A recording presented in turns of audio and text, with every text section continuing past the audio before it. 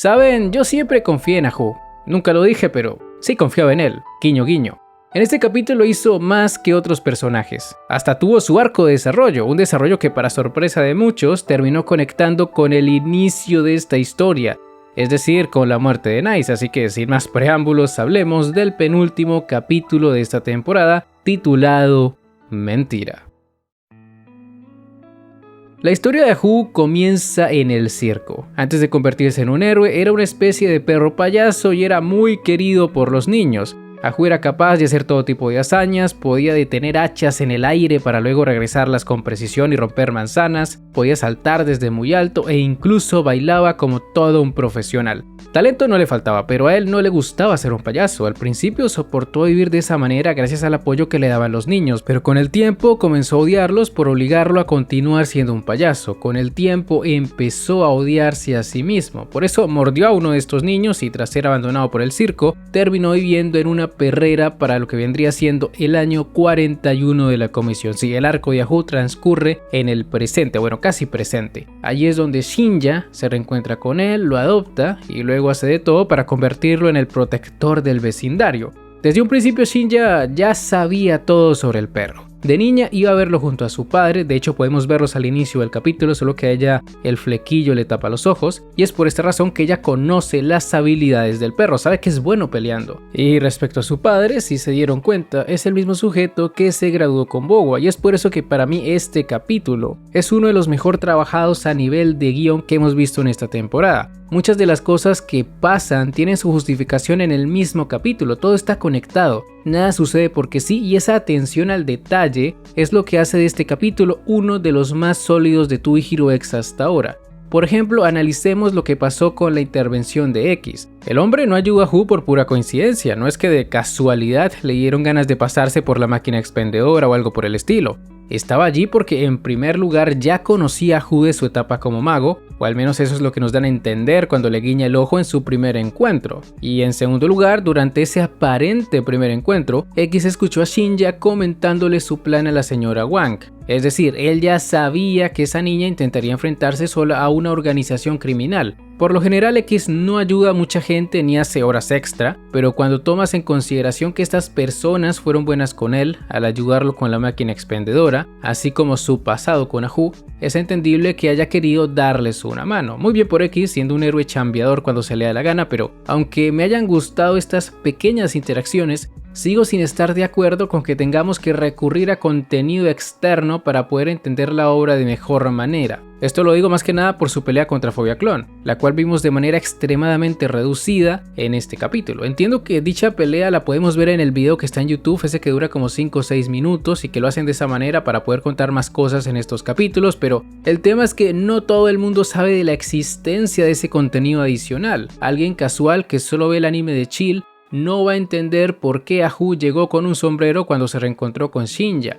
No va a saber que fue X quien le puso ese sombrero, y por eso me genera muchas preocupaciones que manejen las cosas de esta manera, porque hay muchos temas importantes que solo se han tocado a través de este tipo de videos, como lo que tiene que ver con Zero, por ejemplo. Aún no pierdo la esperanza de que dicho tema nos lo muestren en el último capítulo, pero igual ya no confío tanto en eso. Esa sería mi única queja de este capítulo, y lo curioso de esta pelea contra Fobia Clon es que desde la perspectiva de Ahu todo sucedió en 2D, es decir, escuchamos el chasquido pero la realidad no cambió, mientras que en el tráiler no dejaban de intercambiarse los estilos de animación. ¿Quiere decir esto que la animación en 3D solo está en la cabeza de X, que es esquizofrénico, o simplemente es una decisión creativa? Yo me inclino más por lo segundo porque, de nuevo, y sé que ya se los he repetido varias veces, cuando vimos el pasado de Yang Cheng, es decir, cuando le mataron a sus padres, esa parte estaba en 3D y dudo mucho que X estuviera allí. Así que en lugar de comernos la cabeza por este tipo de cosas, por este tipo de cambios, simplemente veamos estos cambios de animación como algo meramente visual. Y les digo esto porque al final del capítulo muchos debieron quedar medio locos con lo que pasó con Nice. Pero antes de pasar a ese tema, primero hablemos un poco del desarrollo de Ahu. Al principio le daba igual lo de ser el héroe del vecindario, apenas si ayudaba a Shinya con eso. Incluso cuando espantó a algunos pandilleros, no lo hizo para verse como un héroe, sino porque lo llamaron payaso y eso le molesta demasiado. No es hasta que la chica se encuentra en peligro de muerte que se empieza a tomar las cosas en serio, y es cuando se da cuenta de que Shinya siempre había confiado en él, incluso cuando solo era un perro de circo, y en una especie de paralelismo del capítulo 5 de lo que pasó con Yancheng y Pomelo, tras confiar en sí mismo, Ahu recibió su primer punto de confianza. Y digo que es una especie de paralelismo porque con Yancheng fue al revés. A él lo que le faltaba era que creyeran en él, mientras que Ahu ya tenía a esa persona, eso es lo que aún no se había dado cuenta. Es increíble lo que un solo punto te puede dar. Supongo que, como les dije cuando hablamos del capítulo 5, lo que importa es la calidad de dicho punto. Gracias a eso, Ahu venció a Phobia Clone de la misma manera en la que cortaba manzanas en el circo, y tras la llegada de los drones de FOMO, drones que probablemente fueron allí gracias a la llamada que había hecho Shinja, ambos pudieron salir vivos de allí. Me imagino que si no hubieran llegado los drones, Nice los habría asesinado en el acto, esto porque sabían mucho sobre él y el grupo Triman, información que podría destruir por completo su imagen. Imagen que al final no fue destruida por ellos porque, en primer lugar, Ahu no sabía mucho sobre el tema, es decir, no sabía nada sobre Nice ni sobre su estatus, más allá de lo que le había contado Shinja, y la niña, bueno, ella quedó en coma, por lo que era imposible que pudiera delatar al albino. Al menos no antes de que este se lanzara desde la cima de un edificio. Y aquí es cuando tenemos que hablar sobre Nice y de la gran cantidad de malentendidos que generó la escena final. Miren, yo sé que todos queremos pensar que X está involucrado en todo y que sabe más de lo que parece y capaz sí sabe cosas, pero dudo mucho que a X le importe ayudar a alguien como Nice. Al menos no después de conocer su verdadera cara. En este capítulo Nice demostró ser un asco de persona, que sí, que lloró cuando murió Smile, pero eso solo fue porque era su ídolo, era un caso especial, pero Nice siempre fue una basura. Digamos que esa es la magia de las perspectivas. Cuando nos mostraban sus momentos de ansiedad es normal que sintiéramos empatía por él, pero el verdadero Nice es aquel que sonríe mientras deja que un asesino se encargue de una niña y su perro. Entendamos que Nice le vendió su alma a Shank desde hace mucho tiempo.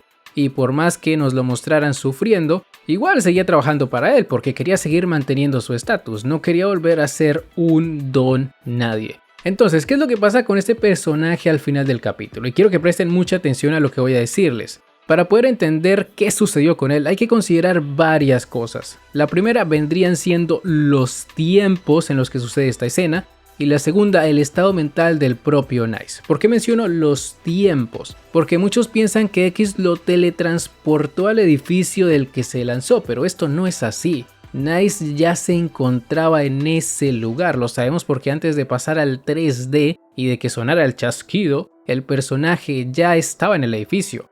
Recuerden que en el primer capítulo la señorita Yuan y sus hombres lo estaban persiguiendo, sabían que estaba allí, por lo que nadie lo teletransportó a ese lugar. Además, si esto hubiera sido así, si X hubiera intervenido para llevarlo a ese lugar, no tendría sentido porque cuando Nice fue a ver a Shank era de noche y cuando se tiró era como mediodía o algo así.